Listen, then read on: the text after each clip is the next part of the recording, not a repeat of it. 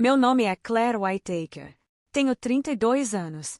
E a primeira pessoa que mentiu para mim no meu casamento foi minha mãe.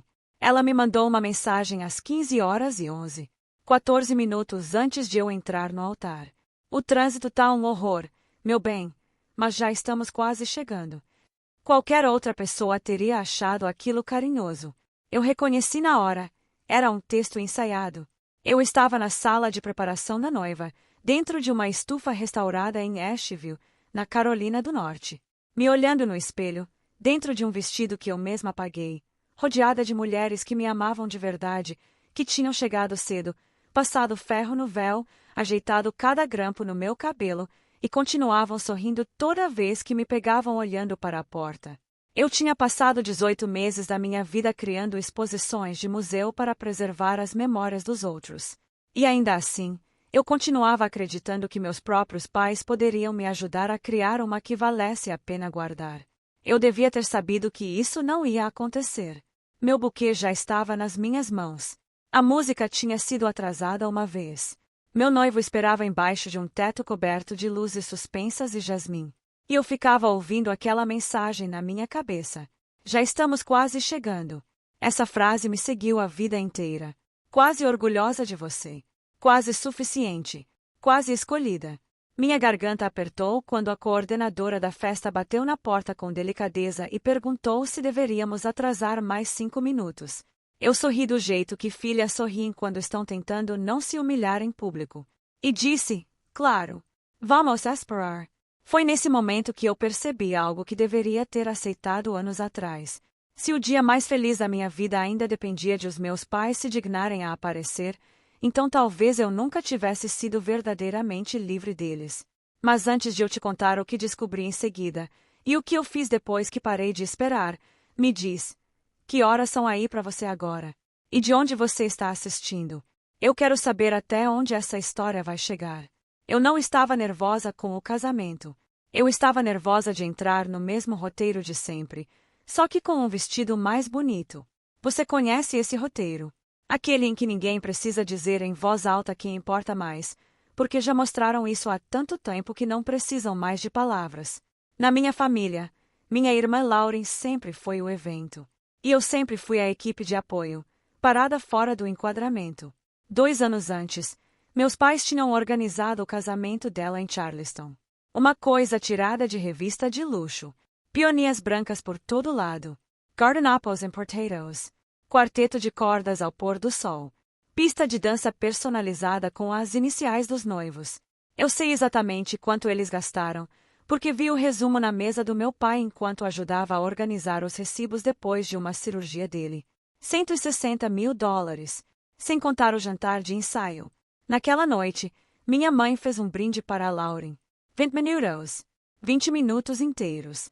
Ela chorou, riu, contou histórias da infância.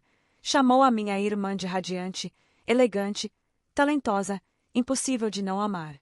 Meu pai ficou de pé com uma taça de champanhe na mão, sorrindo para a plateia como se tivesse lançado uma dinastia. Em algum momento ele chegou a dizer, algumas filhas simplesmente sabem como deixar a família orgulhosa. A Salario, de forma calorosa aprova. Eu estava parada perto da bancada do catering, com um sorriso educado congelado no rosto, quando um garçom me perguntou se eu fazia parte da equipe de organização. Aquilo foi quase engraçado. Quase. Porque, de certa forma, eu sempre tinha feito parte. Fui eu quem buscou os lembrancinhas esquecidos. Quem voltou para pegar as malas de roupa. Quem manteve a tia longe das reclamações sobre a mesa. Quem ficou até o fim ajudando a carregar os presentes nos carros. Esse era o meu papel. Yudel. Confiável. Fácil de ignorar. Então, quando Owen e eu ficamos noivos, eu fiz uma promessa para mim mesma. Eu não ia implorar por entusiasmo. Não ia construir meu casamento em torno da fantasia de que meus pais poderiam se tornar pessoas diferentes com uma iluminação mais bonita. Escolhemos uma estufa restaurada em Asheville porque o lugar era vivo, quente e íntimo. Mantivemos a lista de convidados pequena o suficiente para que cada pessoa que estivesse ali realmente importasse. Eu paguei meu próprio vestido. Owen e eu dividimos o espaço, o catering e as flores. Escolhi cada detalhe, até a fita de seda creme enrolada no meu buquê e os cardápios botânicos prensados em cada prato. A única contribuição concreta dos meus pais foi uma frase vaga que minha mãe repetia sempre que alguém perguntava se ela estava ajudando. Ah, a gente tá deixando a Claire fazer o estilozinho dela. O estilozinho dela. Era assim que ela se referia ao dia mais importante da minha vida. Enquanto isso, ela ainda repostava clipes antigos do casamento da Lauren todo o aniversário, com legendas do tipo, ainda o padrão de ouro. Alguns dias simplesmente não têm igual. Ela me mandava mensagens que pareciam prestativas. Se você não conhecesse o tom dela, você tem certeza que uma estufa não vai parecer informal demais? Você tem certeza que as pessoas ainda fazem jantares sentados em casamentos menores? Você tem certeza que seu vestido fotografa bem sem iluminação de catedral? Cada pergunta carregava a mesma faca silenciosa. A Lauren fez melhor. E a pior parte era que eu tinha me treinado a absorver essas cutucadas como se fossem mudança de tempo. Sorrir. Desviar. Seguir em frente. Ser fácil. Será razoável. Ser a filha que nunca precisa de muito. Mas existe um limite para quanto tempo você consegue sobreviver de migalhas emocionais antes de começar a enxergar o padrão pelo que ele é.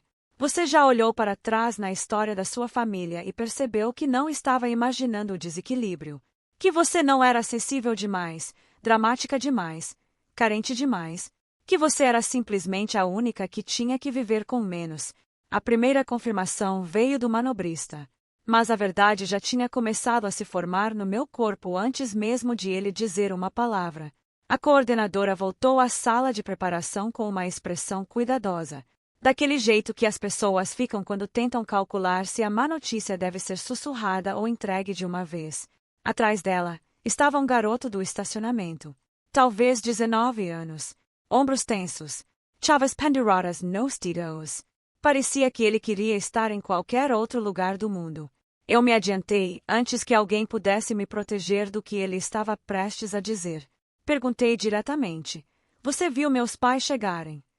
Ele acenou uma vez, rápido, e olhou para a coordenadora como se estivesse pedindo permissão para continuar. Eu disse que estava tudo bem. Ele engoliu em seco e disse que sim. Eles tinham chegado cerca de 40 minutos atrás. Um alívio idiota e automático me invadiu por meio segundo. Aí ele continuou falando. Disse que eles ficaram no carro por alguns minutos, perguntaram se aquela era a única entrada, e depois pediram indicações para o Lago Julian porque estavam atrasados para um churrasco. Eu achei que tinha ouvido errado. Não porque a frase fosse confusa, mas porque meu cérebro se recusou a encaixar aquelas palavras no formato do meu dia de casamento. Repeti em voz alta, atrasados para um churrasco. Ele acenou de novo, ainda mais relutante, e acrescentou que a mulher no banco do passageiro tinha dado uma risada e dito: a Claire ainda vai estar tirando fotos. A gente pode passar depois. Tem momentos na vida em que a dor não chega como uma onda. Ela chega com precisão. Cada dúvida nebulosa de repente ganha foco perfeito.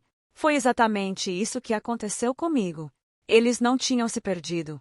Não tinham sido presos em nenhum acidente. Não tinham ficado parados no trânsito sem como me avisar. Eles tinham dirigido até o local do meu casamento, ficado no estacionamento enquanto eu esperava de vestido branco, olhado para a entrada, e tomado uma decisão. E então foram embora para um churrasco. Um churrasco num quintal. Cadeiras dobráveis. Prototypal. Caixas térmicas de refrigerant. Alguém cuidando da churrasqueira. E o que tornava aquilo tão indesculpável não era nem que eles tivessem escolhido outro compromisso. Era que tinham escolhido algo tão casual, tão ordinário, tão absurdamente descartável. Se tivessem ido embora por uma emergência médica, eu teria entrado em pânico. Se alguém tivesse se machucado, eu teria entendido. Mas um churrasco... Não tem como suavizar o que isso significa. Significa que a minha cerimônia ficou abaixo dos acompanhamentos e da conversa fiada. Significa que a primeira hora do meu casamento foi tratada como algo negociável. Significa que eles acharam que podiam aparecer depois e ainda assim se chamar de pais presentes. A coordenadora me perguntou delicadamente se eu queria atrasar mais. Eu ouvia movimento lá fora. convidados se acomodando nas cadeiras, músicos esperando, minha vida tentando continuar enquanto eu ficava parada em um silêncio tão afiado que parecia metálico. E então meu celular vibrou. Uma nova mensagem da minha mãe. O trânsito tá um inferno. Não faz drama se a gente perder o começo, meu bem. A gente passa depois. Eu fiquei olhando para a palavra meu bem, até ela parar de parecer carinho e começar a parecer estratégia. Não faz drama. Esse sempre foi o comando escondido dentro de cada ferida que eles me davam. Não faz drama quando a Lauren fica com o quarto maior. Não faz drama quando o seu jantar de aniversário é adiado. Não faz drama quando a sua promoção é ignorada porque a cachorra da Lauren está doente. Não faz drama quando o seu próprio casamento é tratado como uma parada no caminho para outro lugar. O manobrista ainda estava ali, mortificado. Eu o agradeci, porque nada daquilo era culpa dele, e o vi partir como se não pudesse ir rápido o suficiente. Então olhei para a porta fechada, para o buquê na minha mão, para o relógio na parede, e entendi algo que eu deveria ter aceitado há anos. Isso não era uma surpresa. Era uma confirmação final. Eles não tinham arruinado o meu casamento ainda. Eles tinham revelado, com uma clareza absoluta, o valor exato que davam a ele. E quando algo fica exposto dessa forma, você não consegue mais chamar de confusão. Eu entrei na sala de preparação ao lado e fechei a porta antes que alguém pudesse dizer algo gentil o suficiente para me fazer chorar. O silêncio ali dentro parecia estranho depois do burburinho da sala de noivas. Como se o próprio ar estivesse esperando para ver o que eu ia fazer. Coloquei meu buquê sobre uma mesa e olhei para o celular de novo. Não porque eu precisava de mais provas, mas porque a traição tem esse jeito doentio de te fazer verificar o que você já sabe. Abri o Instagram primeiro. Depois o grupo da família, que eu mantinha no mudo por saúde mental. E lá estavam eles, não no trânsito, não pedindo desculpas, não correndo na minha direção. Minha prima Tessa já tinha postado um carrossel com a legenda início do final de semana em família no lago. Na segunda foto, meu pai estava na frente da churrasqueira com o avental bege que eu dei de presente para ele 3 natais atrás, sorrindo como se não tivesse nenhum lugar mais importante para estar. Em outra foto, minha mãe estava com uma mão em volta de um copo descartável e a outra em volta do braço da Lauren. A legenda dizia: Finalmente do mundo junto de novo. Eu estava a 38 minutos de distância, de vestido de noiva, e de acordo com a internet, todo mundo estava junto. Só não eu. Esse detalhe caiu mais fundo do que eu esperava. Não era só que eles tinham ido embora.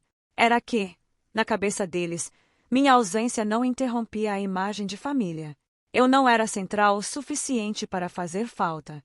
A Naomi me encontrou parada ali, celular na mão, com o peito tão apertado que eu achei que ia rasgar o zíper do vestido tentando respirar. Ela fechou a porta atrás de si e não perdeu tempo com perguntas.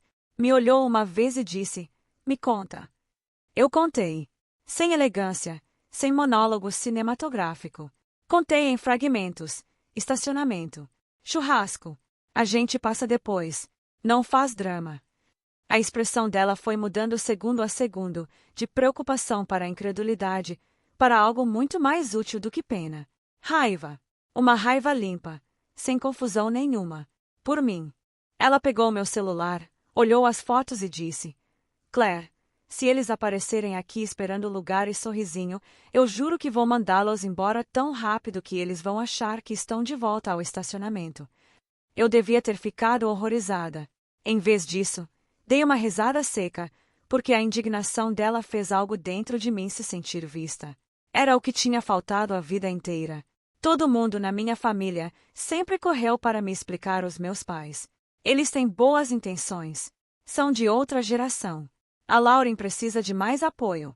Você sabe como sua mãe é. Você é a forte. Mas ninguém nunca tinha olhado para os fatos e dito a coisa óbvia em voz alta. Isso é crueldade. Ali naquele quarto, comecei a me lembrar de todos os momentos menores que tinham construído esse aqui. A bolsa de estudos que eu ganhei na faculdade e que rendeu um parabéns distraído porque a Lauren estava sofrendo por um término. O jantar de aniversário que foi adiado 2 vezes, e depois combinado com o almoço do Dia dos Pais para economizar tempo. A promoção no museu que minha mãe despachou perguntando se Owen tinha certeza de que queria uma esposa com um trabalho tão exigente. O Natal em que a Lauren ganhou uma viagem surpresa para a Napa e eu ganhei uma agenda de couro, porque, como meu pai colocou, você sempre foi tão prática. Prática, confiável, madura, fácil. Esses não eram elogios na minha família. Eram formas de economizar. Rótulos que usavam quando queriam que eu engolisse a decepção, sem deixá-los desconfortáveis. A Naomi se agachou na minha frente, uma mão apertando a beira da cadeira, e disse algo que eu não vou esquecer. Claire, esse não é o dia em que eles te abandonaram. Eles fazem isso há anos, aos poucos. Esse é só o primeiro dia em que você não consegue fingir o contrário, porque você está de branco e todo mundo pode ver o estrago.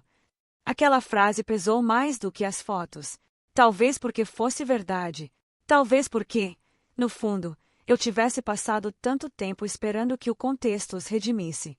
Talvez eu achasse que se eu realizasse o suficiente, amasse o suficiente, planejasse com cuidado o suficiente, eles iam eventualmente se erguer à altura da ocasião. Mas tem gente que não se ergue. Essa gente só se revela. Fiquei ali por mais um instante, alisando o tecido sobre os meus joelhos, olhando para o brilho tênue da renda contra a minha pele. E parei de perguntar como eles podiam fazer isso.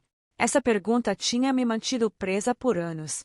Ela implicava que havia alguma resposta que tornaria a dor razoável. Não havia. A pergunta certa era: o que eu ia fazer com a verdade agora que ela tinha finalmente parado de se esconder? A Naomi mergulhou na bolsa, tirou meu batom, e me entregou como se estivesse me devolvendo meu próprio nome. Então eu retoquei minha boca. Peguei meu buquê. Me olhei no espelho e vi o mesmo vestido, o mesmo rosto, o mesmo dia de casamento. Mas não a mesma mulher que tinha entrado naquele quarto esperando um milagre de última hora. Mandei uma mensagem para a coordenadora.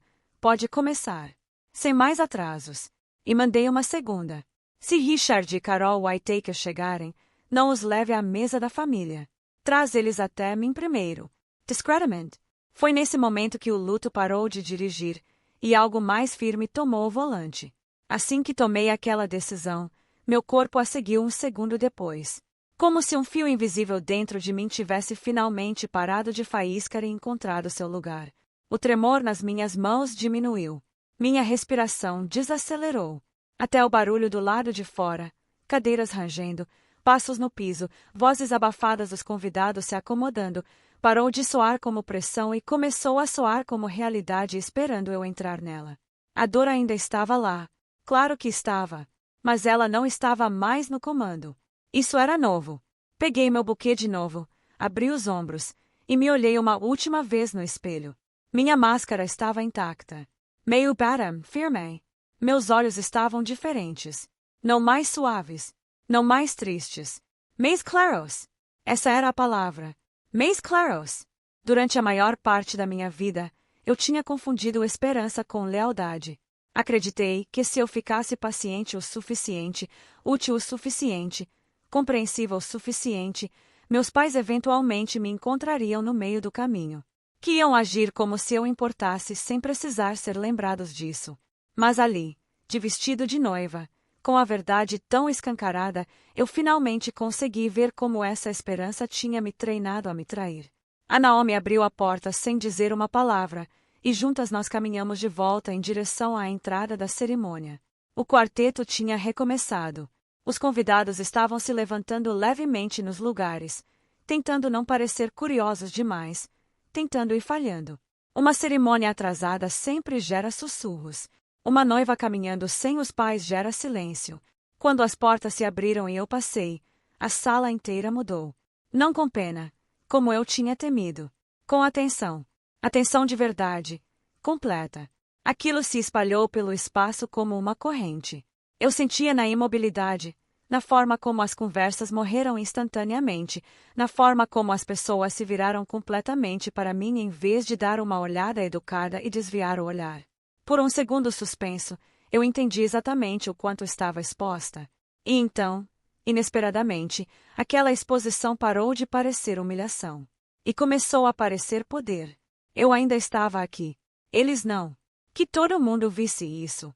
Que todo mundo se perguntasse.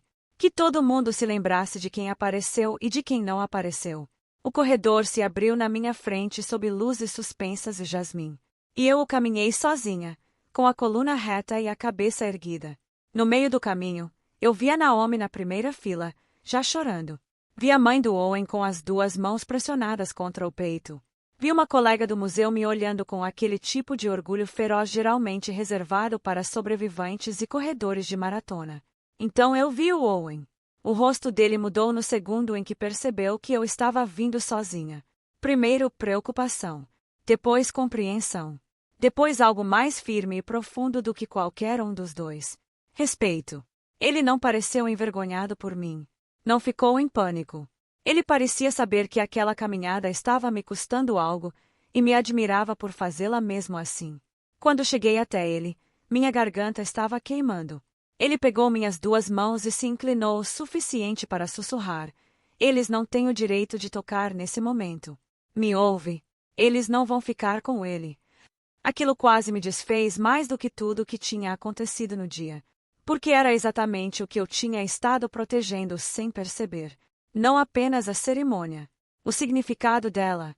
O direito de ter uma coisa sagrada na minha vida que não precisasse se dobrar em volta do egoísmo da minha família. A cerimônia começou, e eu me concentrei no ritmo da voz da celebrante, no calor das mãos do Owen nas minhas, na luz filtrando pelo vidro da estufa.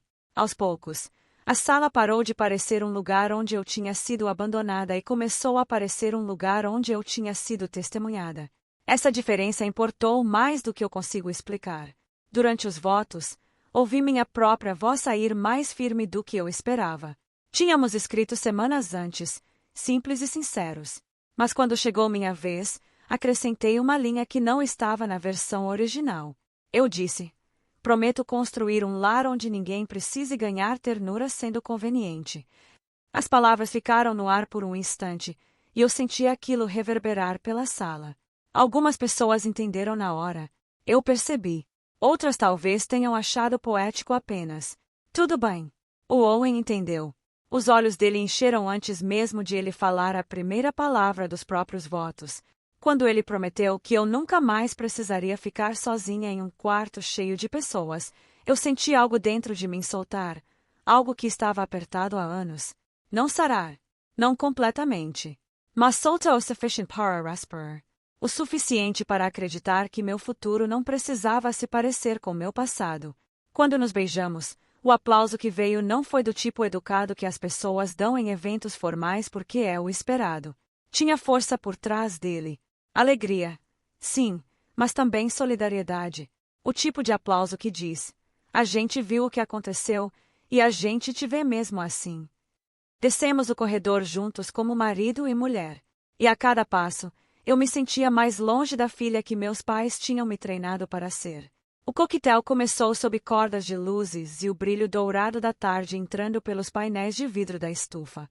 Os convidados se agruparam em torno das mesas cobertas de linho, os garçons passavam bandejas de champanhe e canapés, e a banda entrou suave e iluminada. Mais de uma pessoa me abraçou com mais força do que o normal. Ninguém fez perguntas invasivas. Ninguém impôs simpatia sobre mim. Essa contenção foi uma forma de gentileza por si só.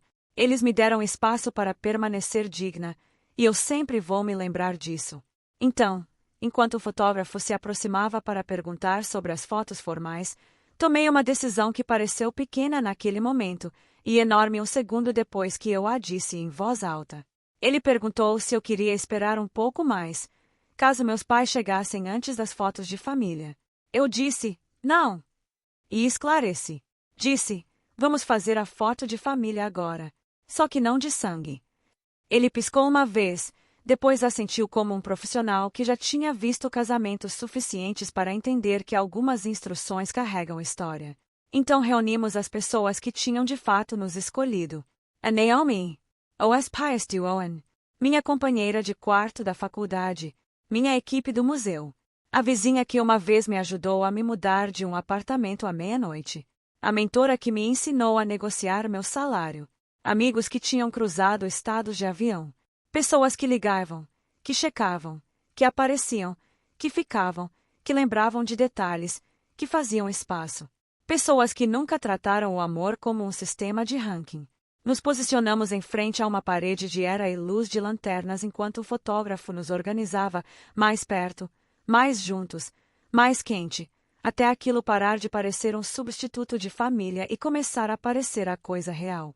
Foi a foto mais honesta que eu já tirei. Olhei na tela da câmera e senti uma estranha onda de paz. É aqui, pensei. É esse o mundo ao qual eu pertenço. E então eu fiz algo que meu eu de antes jamais teria ousado. Postei antes do jantar. Sem pensar demais, sem rascunho, sem me perguntar se era excessivo. Só a foto e uma legenda. Obrigada às pessoas que escolheram estar aqui hoje. Vocês tornaram esse casamento inesquecível. Alguns lugares ficaram vazios, mas o amor tem um jeito de preencher o que o desrespeito abandona. Não marquei meus pais. Não citei ninguém. Não precisei. Quem precisasse entender, ia entender. Quem se sentisse exposto tinha conquistado esse direito. Guardei o celular na clutch da Naomi, peguei uma taça de champanhe de uma bandeja que passava e me virei para a recepção com o Owen ao meu lado. Pela primeira vez no dia, eu não estava mais me preparando para a decepção. Eu estava pronta para o resto do meu casamento começar. As consequências vieram antes do jantar. A Tessa, minha prima da churrasqueira e das legendas dramáticas, comentou primeiro. Espera, a tia Carol e o tio Rick não foram. Então a Lauren me mandou mensagem no privado. Por que você tá postando coisa passivo-agressiva no seu dia de casamento? A mamãe tá chateada. Fiquei olhando para aquela mensagem por 3 segundos inteiros antes de rir de um jeito que fez o Owen me perguntar se eu estava bem. Tem algo quase artístico na audácia de pessoas que te machucam e imediatamente reivindicam que a sua reação é o problema. Digitei de volta. Eles escolheram a churrasqueira da sua prima no lugar da minha cerimônia depois de chegar até o estacionamento do local. Não tem nada de passivo no que estou dizendo. Aí eu a silenciei. E fui para o jantar. A recepção foi linda. Não perfeita. Linda. Perfeito é frágil. Linda é vivo. A mãe do Owen fez um brinde tão sincero que fez metade da sala chorar. A Naomi transformou a minha caminhada solo pelo corredor em uma história de coragem, não de abandono. Meus convidados dançaram, riram, comeram risoto de cogumelos e costelinha e tortinhas de limão sob samambaias e luz de vela.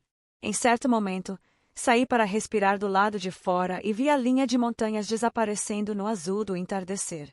E me lembro de ter pensado que a dor é estranha, porque ela pode ficar ao lado da alegria sem cancelar uma outra. Eu estava magoada e feliz ao mesmo tempo. Acho que crescer é aprender que as duas coisas podem ser verdade.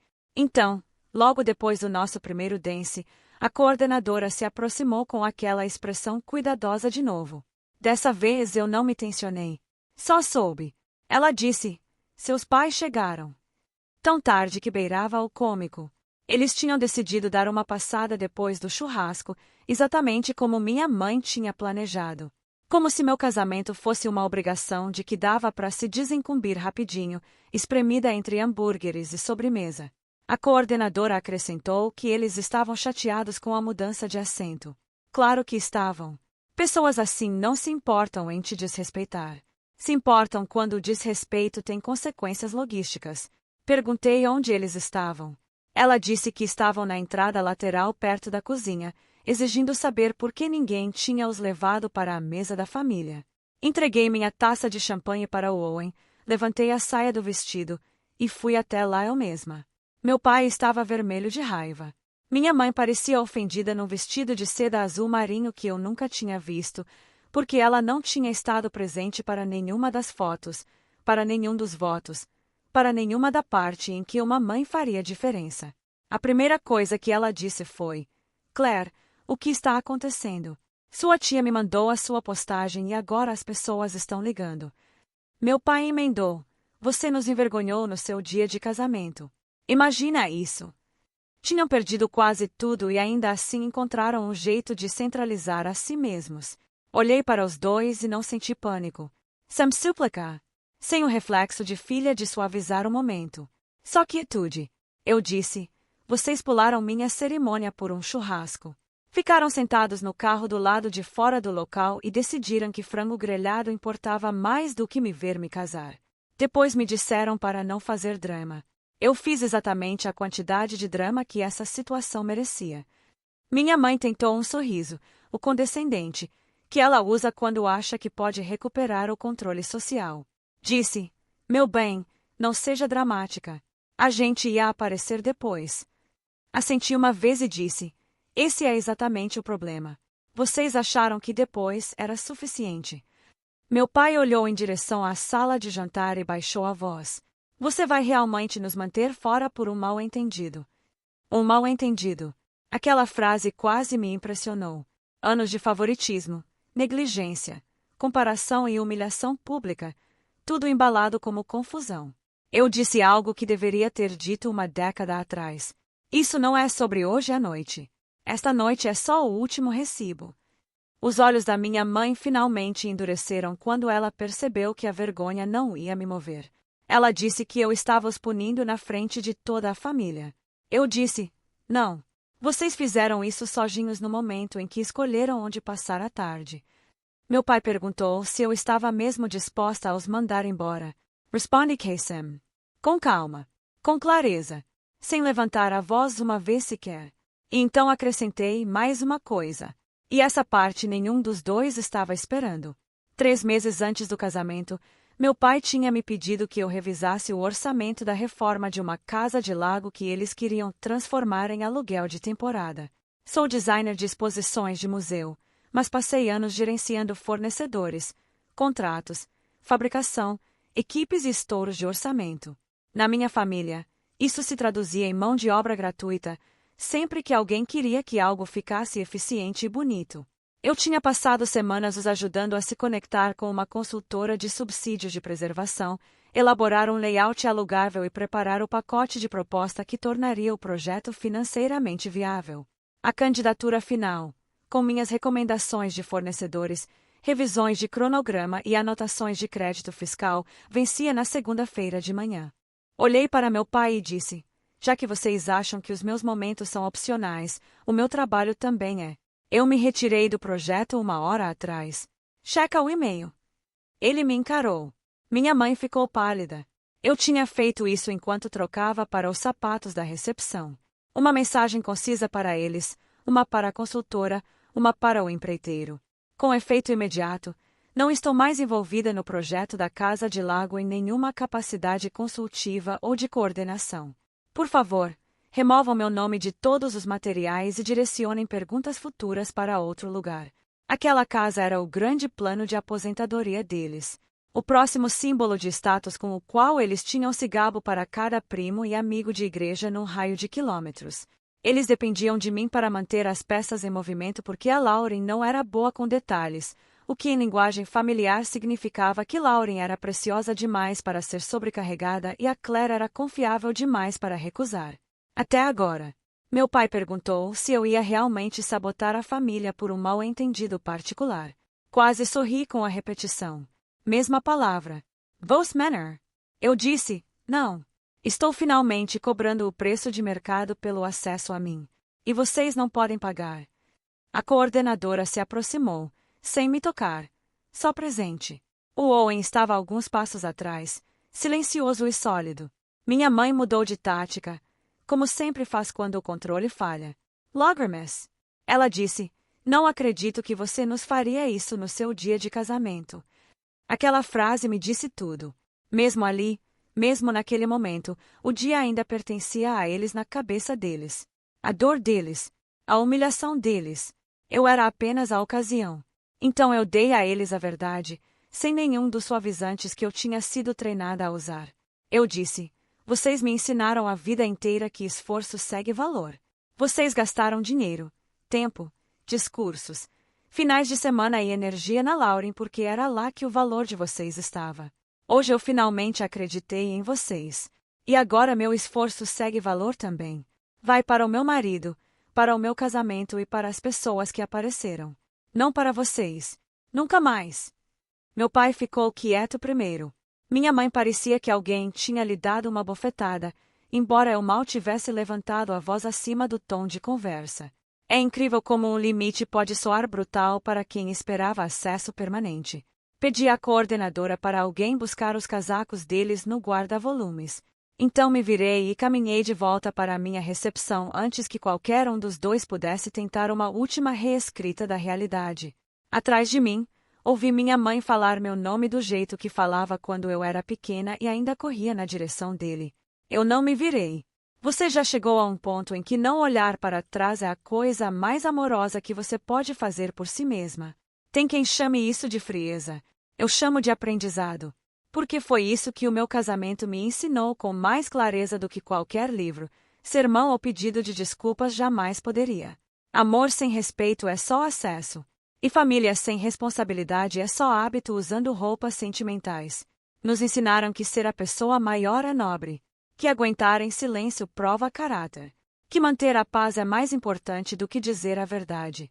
Mas o conhecimento que realmente protege a sua vida ensina algo diferente. Ele ensina que autorrespeito não é crueldade, que limites não são traição, e que as pessoas que perdem seus momentos mais importantes estão te dizendo exatamente onde você fica nas prioridades delas. Acredite nelas da primeira vez. No fim da noite, meus pais tinham ido embora. Meus convidados ainda dançavam. O grupo de família tinha explodido no tipo de caos que acontece quando uma pessoa finalmente recusa o roteiro antigo. A Tessa apagou o post do churrasco.